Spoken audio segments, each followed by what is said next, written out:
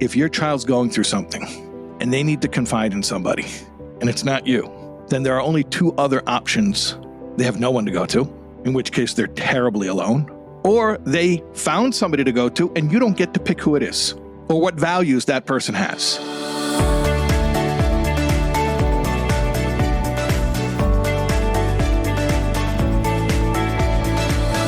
Welcome back to I Just Have to Say with Laura and Max. I have a very special guest here today on the podcast.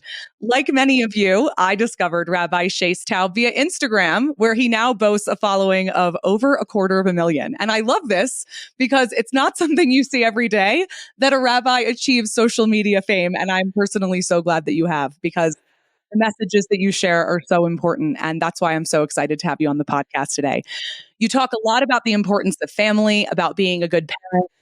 And you also talk about what breaks so many families apart and what broke my family apart when I was a child, and that's addiction. So we're going to talk about both of those things today. The first video that you shared that really grabbed my attention was a replay of none other than Ross Perot. I had to ask who he was because I didn't remember Ross Perot. And he was in a presidential debate talking about the importance of family. And you talk about this a lot. You talk specifically about the importance of a present father in the home. And I know that this has become a controversial thing to say. My father wasn't able to be present in my home when I was growing up because of addiction. And I was there. I can speak to this. And thank God I discovered a program of solution, which you discover in your book, God of Our Understanding.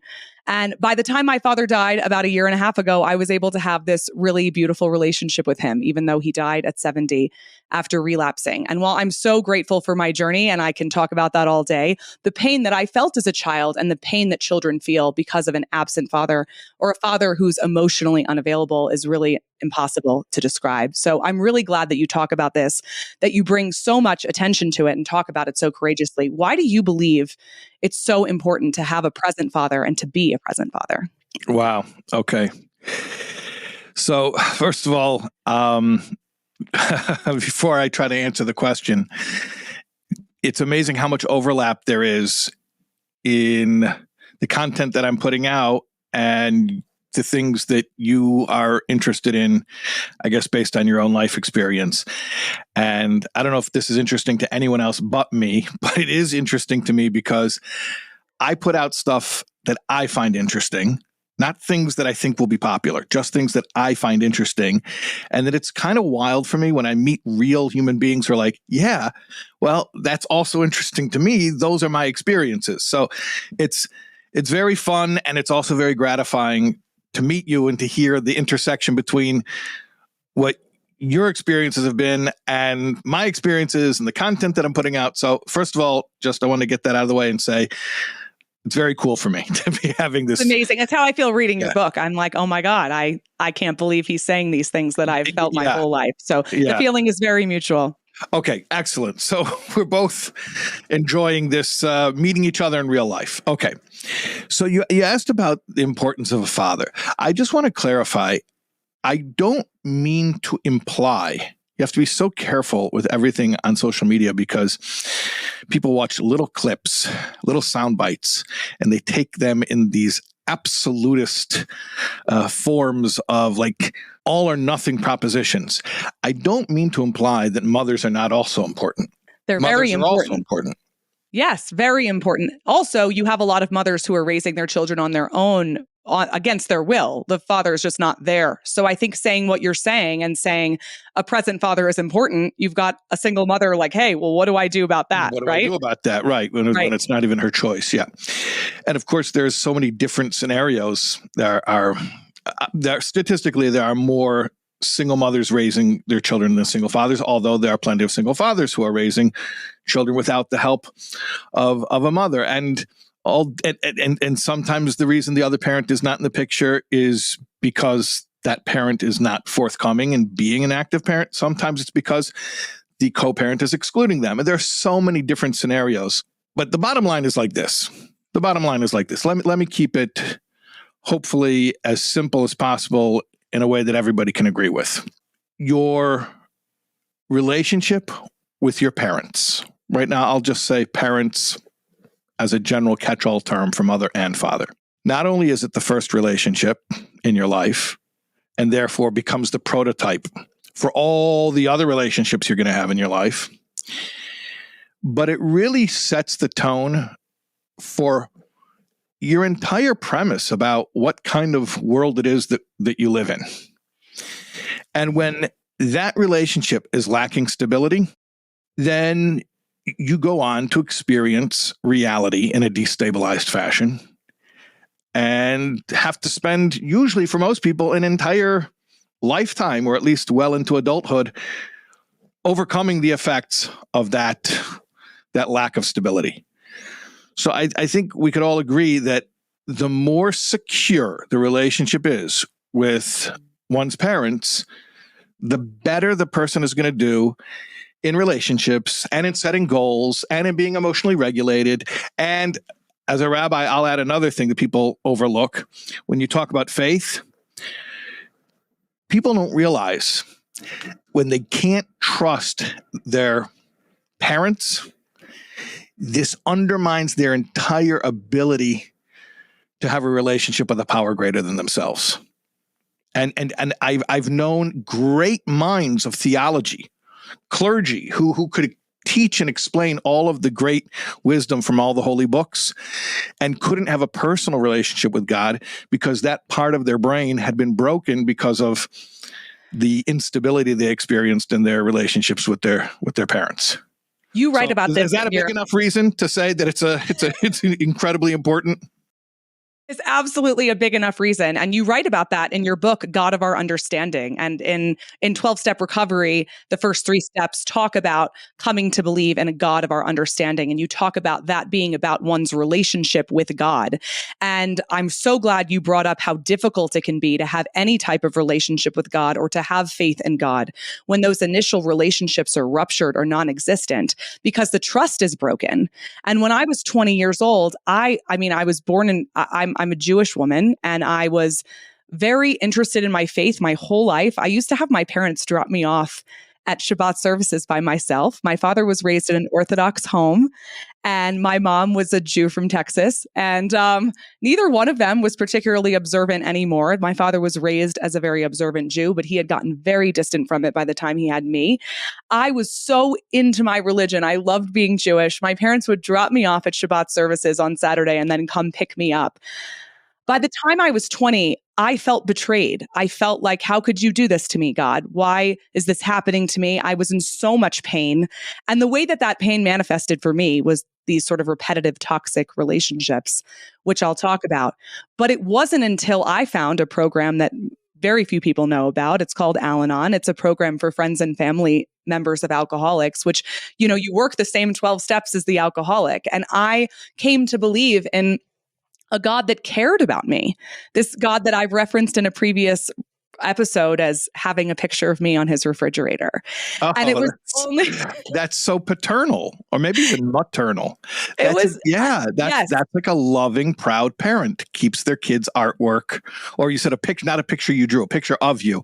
A picture of me. Yes.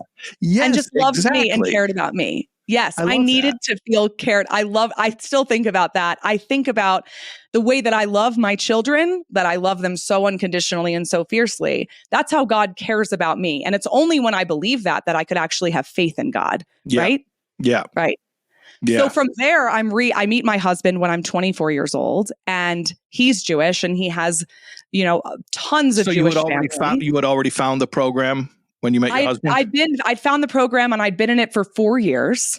And I would tell my husband, I met him at a party, and I knew he was Jewish, and I knew very quickly, Rabbi, that he wanted to marry a Jewish woman, and I liked him pretty quickly. And I told him I was Jewish, and I immediately clarified that by saying, "Well, I'm spiritual." And he was like, "Well, what do you mean?" And I explained it to him, and he said, "You're Jewish. Like, you're completely Jewish. What are you talking about?" And I had this fear of identifying that way because that was the part of my life where I didn't have that relationship with God. And I was so afraid of re-entering it.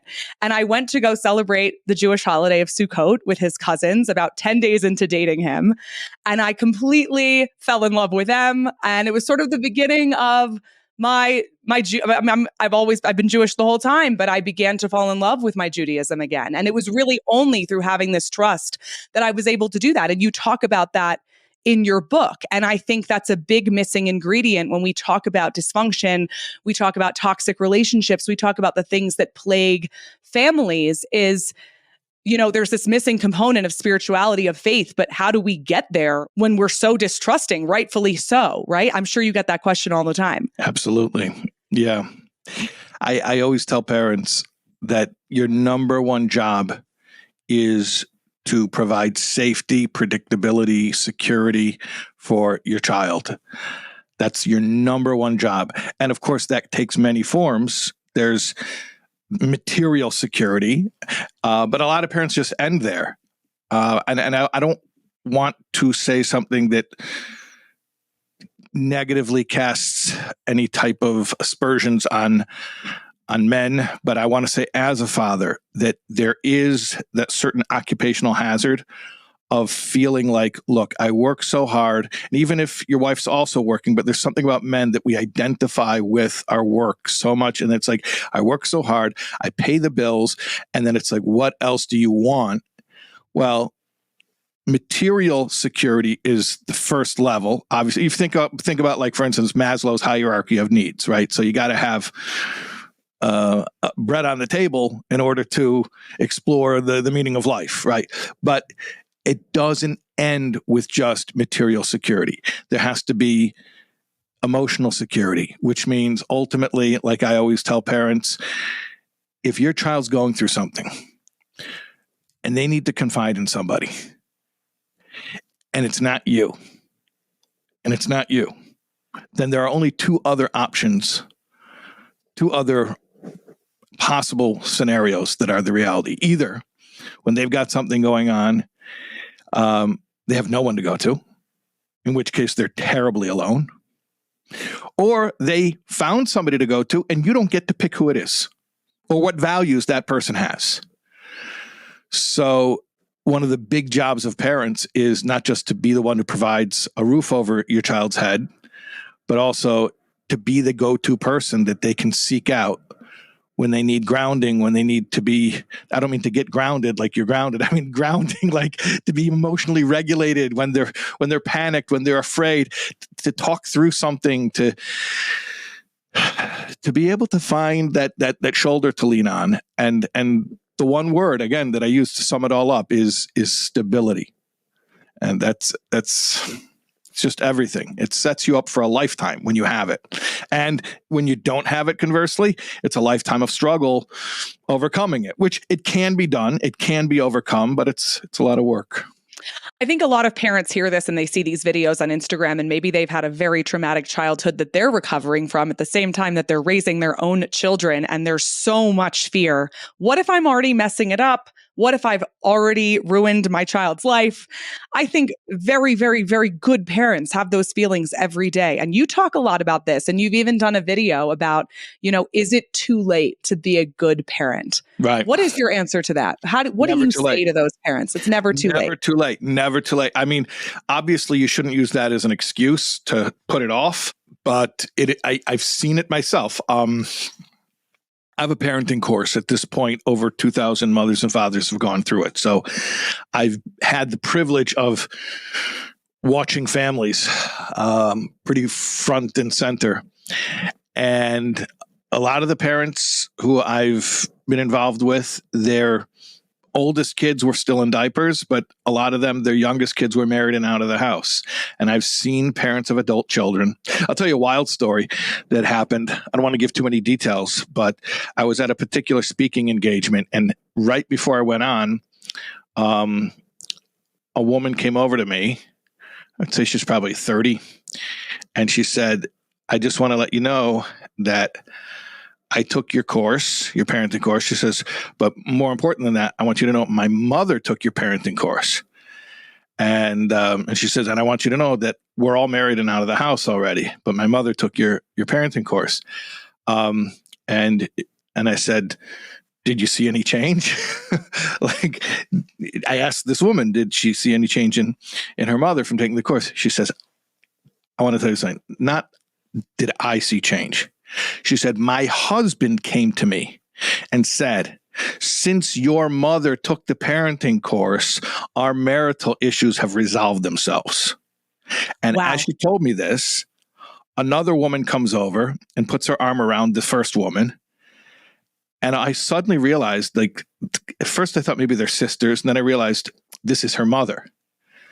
Wow. And it was the mother that she was just speaking about.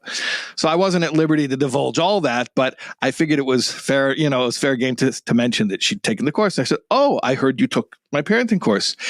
And she smiled. She says, "Yes, I took it. It was great. Even though all my kids are out of the house already, I took the course. It was great." And then the daughter says to me, sort of like finishing the conversation that we had started before her mother showed up, she looks at me and she says, "It's amazing how one thing can affect so many things." And she didn't elaborate because her mother was standing right there at that point, but she was referring to the fact that her mother's healing improved her own marriage, meaning the married daughter is experiencing healing in her marriage with her husband because her mother is becoming a better parent. So that was what she meant. It's amazing how one thing, the mother-daughter relationship, can affect so many things, meaning one example being the marital relationship of the daughter. And it's true. It's like, and that going back to that Ross Perot clip that you referred to, where I had that clip where I was commenting on how in the 1988 presidential election, or 1992 presidential election, he was saying how the foundation of society is the family.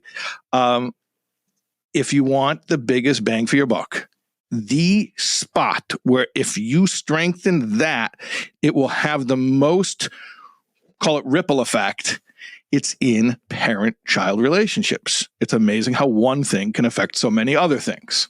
I love that you bring that up because I think that's one of the most powerful messages of recovery is that it just takes one person and that person can be you.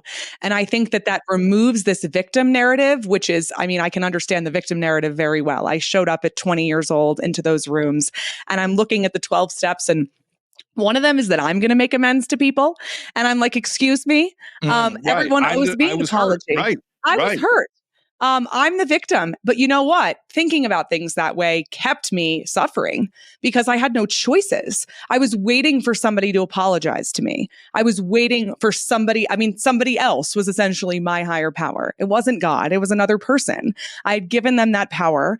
And until they apologized to me, I had no choices. Until my parent changed, I was going to be stuck forever. And when I changed, I experienced exactly what you're discussing. My relationship with my parents changed completely. I was the one who was going to those meetings. And I think people realize that they have choices, that they get to make different decisions in their own lives that can shape so many different people around them. And in the example that you gave with this mother whose children are already out of the house and already married, think about being an adult child yourself. If you're frustrated with one of your parents, what it would feel like for your parent to seek help, to go to your course. It would never be too late. It would be incredible for a parent to do that for themselves. So one of the most significant ways I think growing up in an alcoholic home affected me in my early 20s was through what many refer to as toxic relationships. I would get into a relationship with someone. I would have a really negative experience because of toxic dynamics that were at play. I would leave the relationship and I would find myself in the exact same relationship with a different person only months later. And I had this really significant experience where this just kept happening over and over and over again. And my very dear friend just looked at me and he basically held up a mirror and he said, "Laura, you tell me all the time what it is that you want for your life, and you pursue people who give you the exact opposite. And the only person," and this was the empowering part, "the only person who's going to be able to break that cycle is you."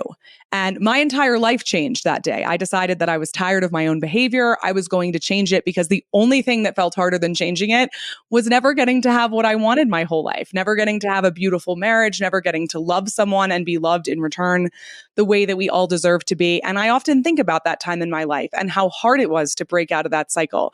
And I couldn't do it alone. I had so much support around me. I have what you write about in your book, A God of My Understanding.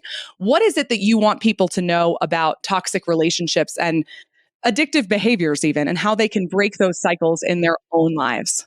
Yeah. You said something really powerful. I don't know if people who haven't lived it caught what you said because you said it quickly. And I don't know if people haven't lived it, they might not understand what you were saying. You mentioned that until you let go of you didn't use the word resentment, but that's what you're describing. The people who you felt hurt by had become your higher power, right? Yes. You said something like that. Mm-hmm. Yes, Right. absolutely. I was Right. waiting for them to set me free. It was up to them. Right. My So your fate life was in was their on hands. hold.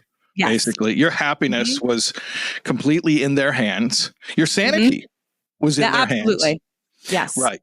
And you had to realize that you had given them that power, which doesn't justify their behaviors toward you. It can be that their behaviors toward you were absolutely wrong, and that they are morally accountable for the wrong they did. But that's a separate issue from the fact that you had given them that power of basically determining whether or not you get to be happy, whether or not you feel your life has value, whether you value yourself, and you had to take that power back from them. Yes. So, you talk about toxic relationships. I try to be delicate when I speak about spiritual topics because I know that it's a struggle for a lot of people. And there are many reasons why people struggle with spirituality. One reason, not the only reason, but one reason is because of kind of the stuff we're talking about here, where your, that trust muscle has been torn, blown out at an early age. And then, when you get burnt out from trust, then it becomes very hard to have that trust in a relationship with God. But I'm going to say something, I'm going to try to be delicate about it, but if you really, really want to analyze what is at the root of every toxic relationship, it is exactly what you were saying. It is expecting from another human being that which only God can give you. And I don't know of any way to stop that vicious cycle until you go to the real God and say, my worth, my validity as a being, my existence does not require a human being's approval. I am pre-validated because of the fact that I'm a child of God. I love that. And I can see why you would be afraid to say it in that way, because, it's so difficult to break through the very valid resistance that I think many people have to religion, to faith, to spirituality because of the experiences that they've had. But I personally experienced what you're describing. I could not move past these resentments, which you talk about resentments as a re-editing of the past, like drinking poison and expecting the other person to die. I could not get past these resentments that were plaguing my life until I stopped expecting other people to give me the things that God is there to give me. And to describe that to another person who is equally allergic to that word as I was is really hard to do. And I've sort of decided, through this podcast recently, that I think my only option is really to talk about it because it is true for me. And that's all we can do. You talk in your book about, and this was one of my dad's favorite quotes: religion is for people who are afraid of hell. Spirituality is for people who've been there. Do you believe that to be true? Do you think we can have both? What is that? What do you think that saying is true? Okay, so it's an old saying, and I've actually researched where it comes from. A lot of people told me online, David Bowie said that. Well, he did say that. He's not the one who made it up. He didn't start it. Exactly. He didn't start saying it. It's an old statement. I don't know where it comes from. They say it a lot in the rooms of recovery. I believe it's true. I think there's nuance there. Again, I was saying earlier that in the world of social media, everybody loves to take your soundbite and make it this all or nothing proposition. And I think you just alluded to the fact that you suspect there's probably more nuance, at least for me, when I say that, then it sounds you like. appear very religious. Like I'm just, you know what I mean? Yeah, I know. I have those. It I'm seems wearing like the you might be garb. religious from what I've gathered, right? And Yeah, it I looks like I'm feel, a rabbi. Yeah, it looks like I might yes, be religious. So yeah. obviously, if you know anything about me, you could probably figure out. I I I don't think that religion and spirituality are mutually exclusive. I don't think they're mutually exclusive. I agree. And to the contrary, not only are they not mutually exclusive, I believe they really are interdependent. They need each other, and that one without the other. I'm not going to judge which is worse, but one without the other in either case is not fulfilling. We'll be right back to I Just Have to Say with Laura Max after a quick word from our sponsor for today's episode, Styled by ALV here in Aspen, Colorado. Are you planning a celebration or event in Aspen? Whether it's a bridal or baby shower, a corporate event, or just a special gathering with friends, Styled by ALV is your go-to for creating an occasion to remember. Let me tell you, there is no swag I wouldn't ask Styled by ALV to make for me. Her designs are so creative. We're talking custom logos and taglines on merch for your event that will actually make you laugh. And best of all, they're items you'll actually want to use and wear long after the event is over. Your guests will take home the stuff that you give them after your big event and they will wear it and use it. Can you imagine?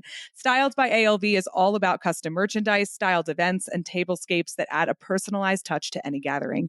From perfectly branded party favors to stunning table settings that wow your guests, she knows how to elevate your event from memorable to unforgettable for style as high as the Rocky Mountains.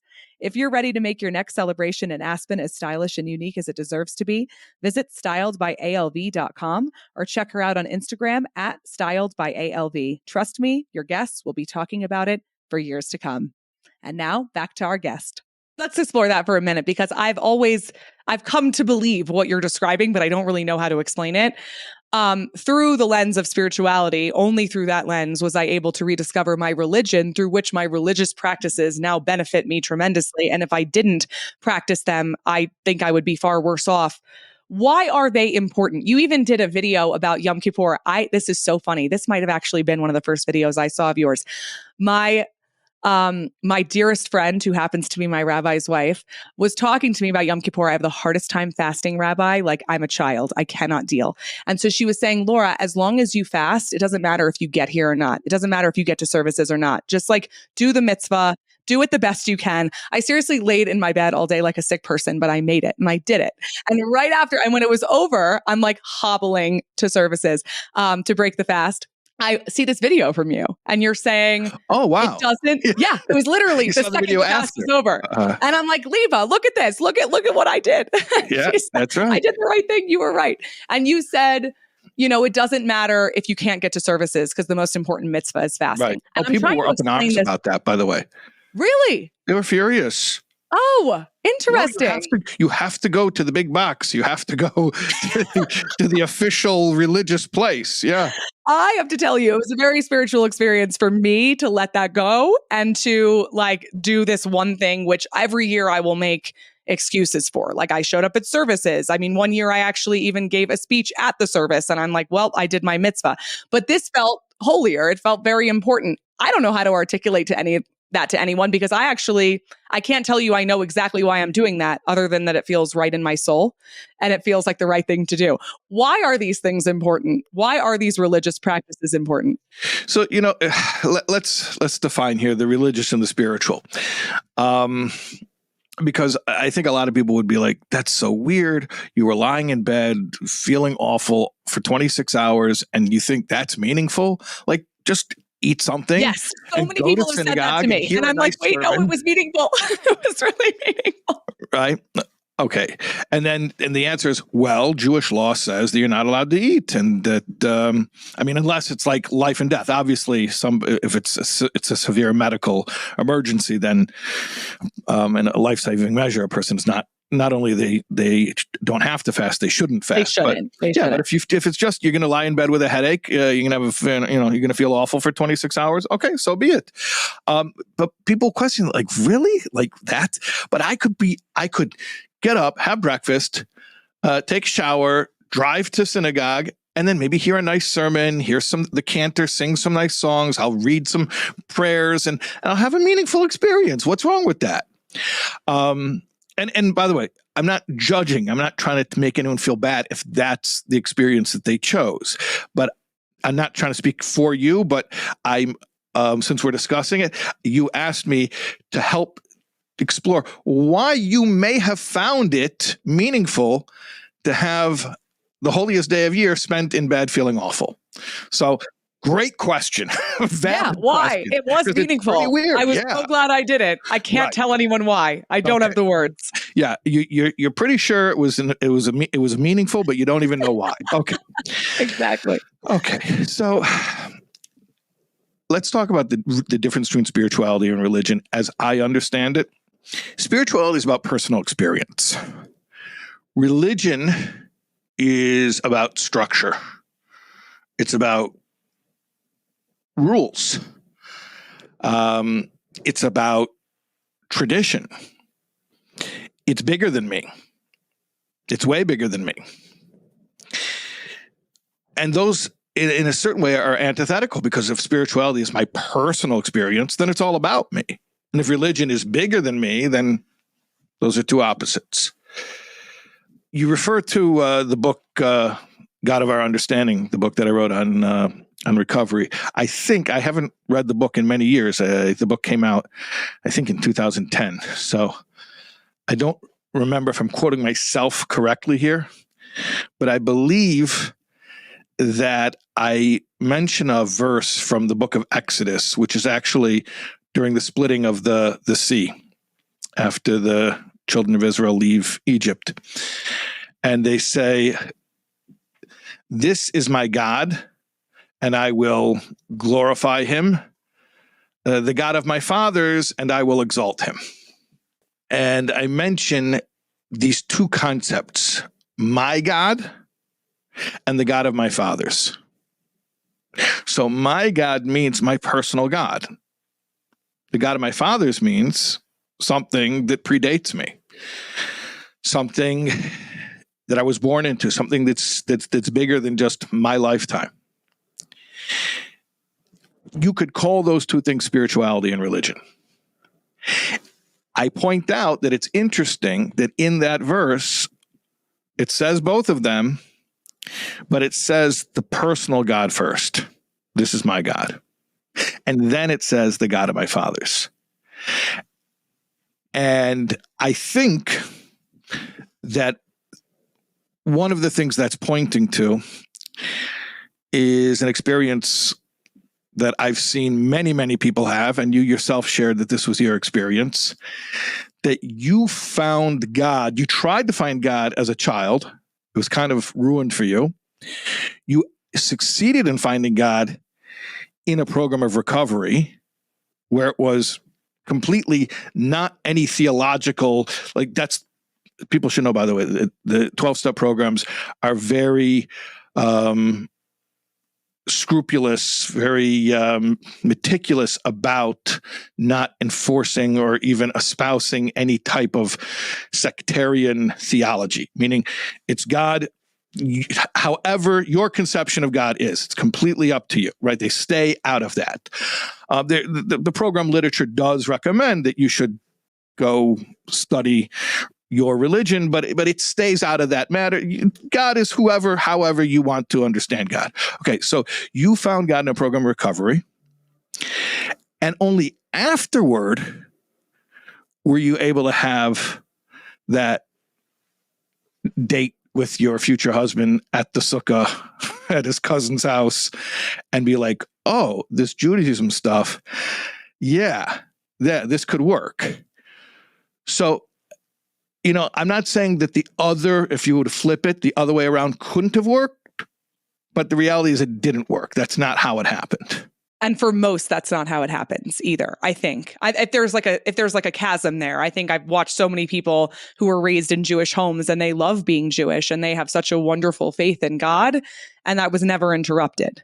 But I think if it was interrupted, as it was in my case, I needed to find God in my own way before I could hear about these traditions that I had grown up with, because they were all associated with my past, with these painful things.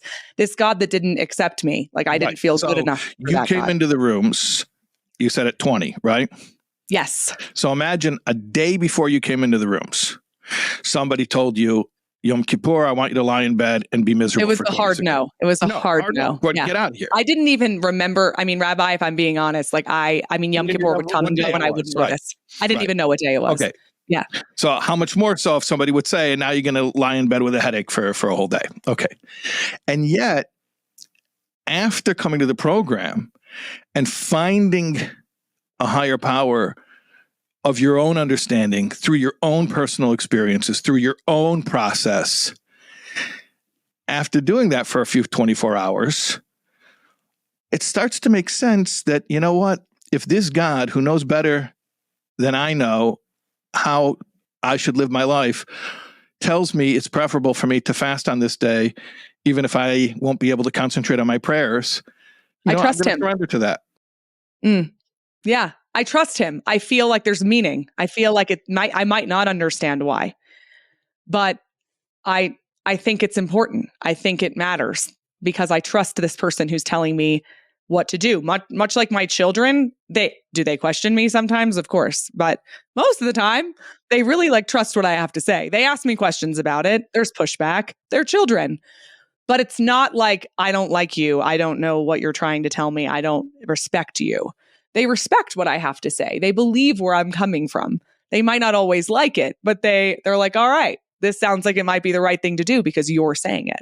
You know, there's a term that I learned from Instagram, and I wish I remember who used this term, but there was a woman who commented on one of my videos, and she used the term epistemic trust. And I didn't know what it was. I had to Google it. And then after I Googled it, then I realized it's related to the word epistemology, which is a branch of philosophy which studies the nature of truth. How do you know something to be true? So epistemic trust, epistemic comes from that same etymology. So epistemic trust means a particular type of trust that someone is a reliable source of truth. Because they're different type of trust. Like I trust that if you tell me you're going to meet me at the library at 5 p.m., you're going to show. Or I trust that if I leave my phone on the table while I go to the bathroom, you're not going to steal it. But epistemic trust means I trust you that you know the truth, because maybe you want to tell me the truth, but you don't even know it yourself. Okay, so you know the truth. And then also that in goodwill, you're going to share accurately the truth with me. So I read this comment. I forget which video it was, but this woman commented on one of my videos saying, well, this is an example of epistemic trust. And then when I figured out what the word meant, I suddenly realized something that for years I had grappled with, a concept from one of the classic rabbinic texts, 1,000-year-old text called the Kuzari. And in it, he explains why the first of the 10 commandments is, I am the Lord your God who took you out of Egypt. So he says that before God gives us the commandments and tells us how to live, he first establishes that there's a pre-existing relationship of helpfulness, which is also why he doesn't say, I'm the Lord your God who created the heavens and the earth, which is seemingly a much greater feat than taking you out of Egypt. But creating the heavens and the earth is impersonal. Taking you out of Egypt is personal. So I'm the Lord your God who took you out of Egypt. We've got a thing here. Now God can tell me how to live. So epistemic trust means that I trust that you know the right thing and you're going to tell me the right thing. But how do I get that feeling from you? It's based on a previous history of your having been there for me. Think about this. Even God himself was not immune from that ironclad law. Meaning even God himself. God could have said, just listen to me, I'm God. But he didn't say that. He first established a context of a pre-existing relationship of helpfulness. Then he started telling us his smart ideas for how we should live. I love that you brought that up because I look at parenting that way. You talk about this a lot. You talk about apologizing to your children and about how you're not surrendering your power by doing that. Yeah, You're but by not the way, that is a surrendering. ritual. It's not like I'm telling parents, "Oh, this if you haven't lived until you've apologized to your child." I'm not Right. saying Not like as a ritual. Yeah. well, I'm saying if you owe them an apology, then If you owe go them an ask them. apology, which we are adults, we're human beings, right? So we make mistakes. But I know that an adult apologizing to me as a child. I mean, I grew up in the 90s. I was born in the late 80s. That wasn't exactly something that you saw very often. And if you did, it was, I'm sorry, but you were driving me insane. I'm sorry you feel that way. I'm sorry, but you're driving me crazy. I'm sorry. You have to forgive me. The onus is on you to do that, by the way. So short-lived moment for you to feel apologized to. But being able to have this trust with them where you give them love and you give them care, we look at things. I think a lot of people look at the parent-child relationship as, there needs to be authority, there needs to be control. Absolutely. Is it important that as a parent you are the trusted authority? Absolutely. But how do you get there? I think a lot of that is from the things you're describing. It's from being trustworthy. Well, what you say, the trusted authority, that's the golden phrase there. The trusted authority. Yeah. Trusted Yeah. authority. Because we don't want our children running like wild animals with no guidance and with no standards, with no sense of right and wrong. No, we don't. Yeah. And thank you No, for saying that, by the way, because it that would be is not awful. what like gentle parenting, quote unquote, like we have now taken this line, this gentle parenting thing, and we've decided that that's what it means, that it's like, I'm going to have feral children. Yeah. No. Feral, right. So Yeah. no, we're not trying to have feral children. Yeah. Yeah. Well, what we need to do though is establish ourselves as the trusted authority. In other words, I need my child to listen to me. You're 100% right. I need my child to listen to me. But how am I going to really get my child to listen to me? And you're going to say, well, you'll scare them into listening to you. Is that really listening to you? Or is that like, I don't want to get a ticket, so if I see a cop, I'll slow down. But as soon as there's no cops, I'm going to speed again. In other words, are you just trying to get behavioral compliance while you're watching them? Or are you actually trying to install a moral compass in this child that they will have internalized even when no one's watching?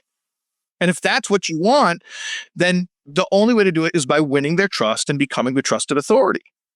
That's what I think of when I hear people talk about this sort of old school authoritative parenting style where there was, corporal punishment involved. And a lot of people who defend that will say, well, it works. And my child was well behaved. And I can look at what my kid did when they were a kid. And they always sat down and listened and they didn't talk too loudly in restaurants. And I'm thinking, well, what was the price for that? Like the price was that they behaved in a certain way at a certain time.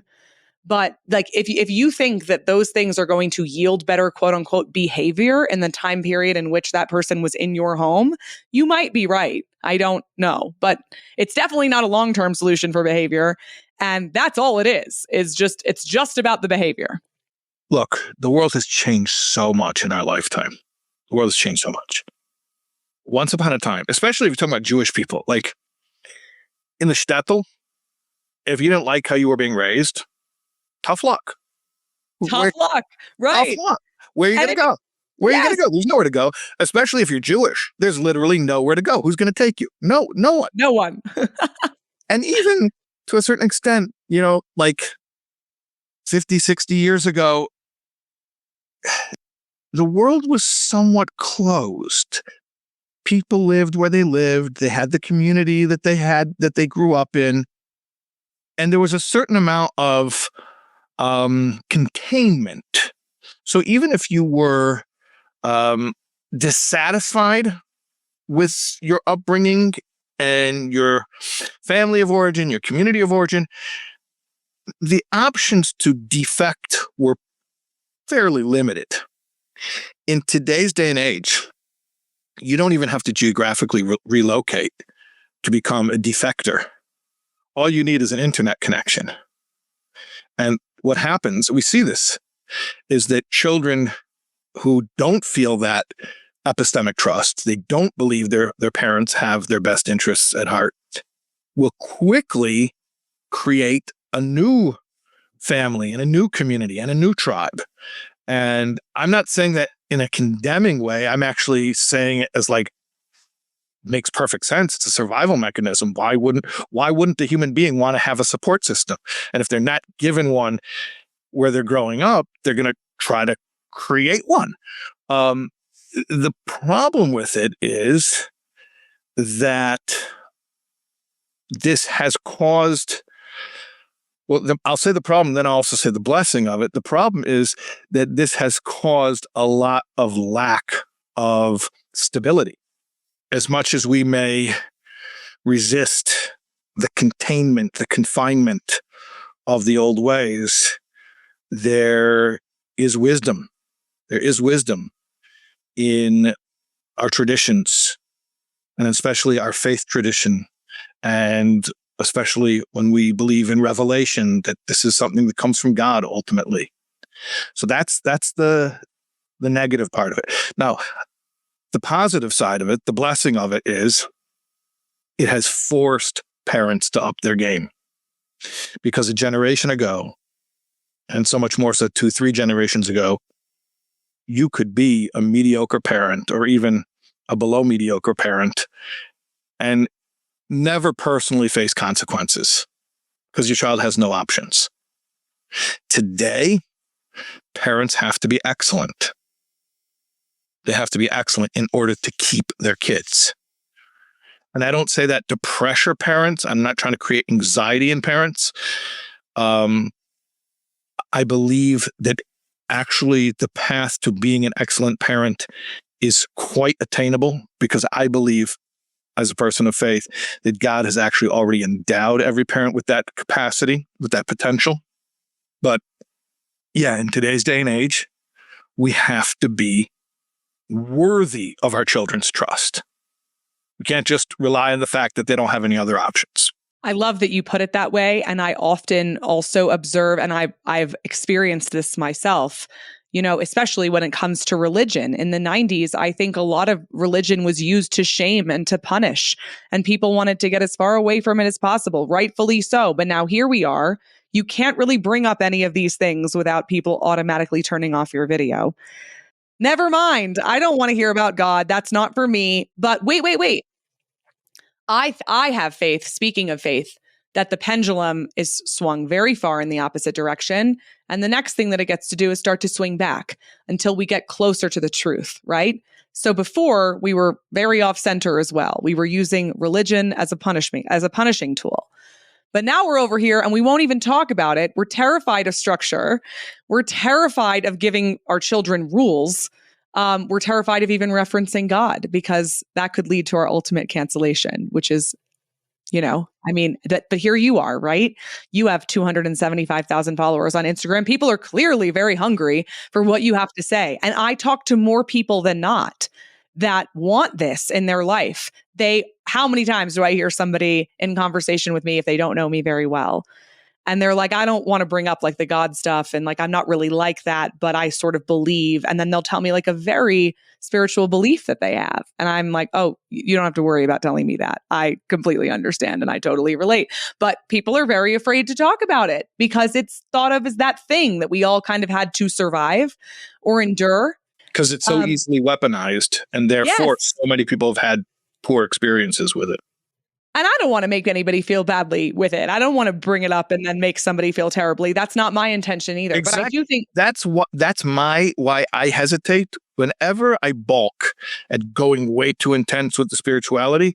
It's not because I don't want to get canceled, or I don't want somebody to not like me, or I don't want to make somebody uncomfortable unnecessarily, because if I say something in a way that I'm comfortable with, but they're uncomfortable with, then they tune me out, then I don't get a chance to say the next thing that I think may be helpful to them.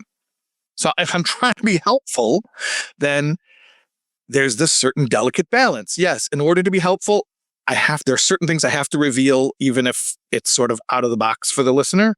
But at the same time, if I'm just going to go full throttle and not worry about their pre-existing prejudices and say things that I know they can't accept, at least for the time being, then I'm undercutting my own ability to be helpful. I think some people view that as like being brave and I'm being confident or whatever about my views. But really, I think we need to know actually it's okay. And you talk about this in your book, The Baal Shem Tov, telling this story about, when the atheist comes to your door and needs help, level with the atheist. Like the atheist does not believe that there is a God. So you are going to respond as though that is the truth. And that is how you are going to be the most helpful. They don't think that there is a God there to help them. So telling the atheist, oh, I have faith, God's going to take care of your problems. It's actually even more than that. The original story of the Baal Shem Tov, it's even if the person who comes to the door, a poor man comes to the door asking for a handout, even if the poor man is a believer, even if he's a believer, don't tell him, oh, God will help him. You help him. As if God will not help him. They asked the Baal Shem Tov, he used to say, everything in the world was created by God. Everything that exists has a purpose, has a holy use. So they said, well, what about atheism? He said, well, that has a very obvious use. When the poor man comes to your door and he asks for a handout, don't get all religious on him and say, God will help you. Act as if there's still God and you help him. You help him. And that is God helping him, right? You I mean, we're here for each other. Even if the poor man is a believer, that's not the time to talk about faith. Maybe after you fed him and you gave him a few dollars, then you could also speak to him about God. But first things first. Well, speaking of God, you talk about something in your reels that I absolutely love. And you say that everything is God speaking to us. Everything we see and hear is direct communication. By the way, that's also from the Baal Shem Tov. I don't think that I said specifically that it's from the Baal Shem Tov, but that's one of the primary teachings of the Baal Shem Tov, that every single detail of life is orchestrated from on high as a communication to us. I'm so glad you shared this because it definitely made me feel a little less alone as I totally live my life this way in a way that I think honestly would seem extremely bizarre to a lot of people. The other day, I wanted to get started on a project that I knew was going to take a lot of my time. And I'm talking to my husband about it and he's telling me, I should consider reconsidering. And I have this sort of hesitant feeling about starting this project in my gut. And we walk into this gas station convenience store and the song Don't Rush Me is playing. And I listen. I mean, I knew this is God speaking to me. I do this like 100 times a day. Like, do you think your husband called the radio station and made a request? He might have. He might have, but he lives his life this way too. It's both of us. And sometimes I think about it and it works. It's been great. But I opened an app a few months later on my phone. I was thinking about this project again. It was just popped up in my mind. Hadn't thought about it in a while. I open up an app on my phone and it says, now's a great time to get started. And I just don't think, it happens to me it happens to me every day. Like I ask a question, I get a response if I'm listening.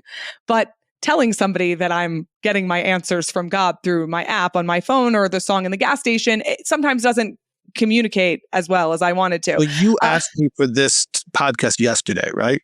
I did. Yes. Okay. That's okay. We reveal how the sausage is made, right? Absolutely. Okay. Yes. So yes. One reason why I said, let's just do it tomorrow is because of the way my brain functions. Like there's now and there's not now. Like it's very hard for me to, like people say, well, next April, I can't do that. But another reason why I was like, okay, let's do it tomorrow is because when opportunities present themselves, there's a reason why they arise at a certain time. So we can't always do everything. We can't be in all places at all times. We can't say yes to every opportunity. That's true. But to the extent that we can sort of ride the wave and take the hint, and when a door opens, just walk through it, I think that's the way to live that's in alignment with this idea that everything is divine communication. So it's like, you're calling me, you're reaching out, you're saying, hey, I want to talk about these topics. Like, okay, that's divine communication. Now, obviously, you have free choice and you have your whole story, what led you to that moment and your reason why you're calling me. But there's a bigger story than what you're thinking and what I'm thinking. And if we're God conscious, we try to be as flexible as possible with riding those waves. Yeah, I totally agree. I love that. And I love that you said yes. Thank you so much for saying yes and for being here and talking to me. My interview prior to this one was with Marianne Williamson.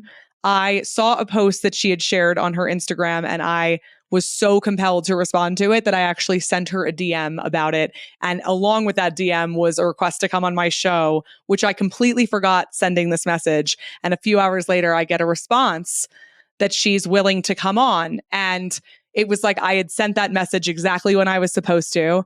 And after interviewing her, I saw a video from you, and I'm like, I know that that's my next guest. And I'm so Right. glad. God's lining it up for you. I'm like, that's it. I had that feeling in my chest. I'm like, I know I have to talk to you. I am so thankful for the way that you have honestly dedicated your life to sharing. You're sharing Jewish wisdom, to sharing what you know. It has helped so many people, and I'm one of them. And thank you for coming on here and sharing it with so many more people. It's been an honor to talk to you today. It's an honor. It's a privilege. And just do me one favor. If you become privy to the rest of the story, meaning if your higher power happens to let you know how somebody was affected by this podcast, we don't always know. Usually we don't know. But if you do find out how anyone was affected by this, let me know. So it's always great to hear. It's so great to hear. I will totally tell you. And I know what you mean. I don't think we tell each other those things often enough, right? We call our friend with a problem, but once we've solved it, we don't share how we solved it. So it's the same thing with stuff like this. I will absolutely tell you, Rabbi. And thank you again for coming on. If you want more of where that came from, you can follow Rabbi Shais Taub, and as so many others have on Instagram at Rabbi_Shais_Taub. I will put that link in the show notes, or you can subscribe to his YouTube channel where he's approaching 50,000 subscribers. So help him reach it because we need to spread the word. His website, soulwords.org, includes more of his talks and videos. Thank you for being such a light in this world, Rabbi, and I look forward to joining you all again soon.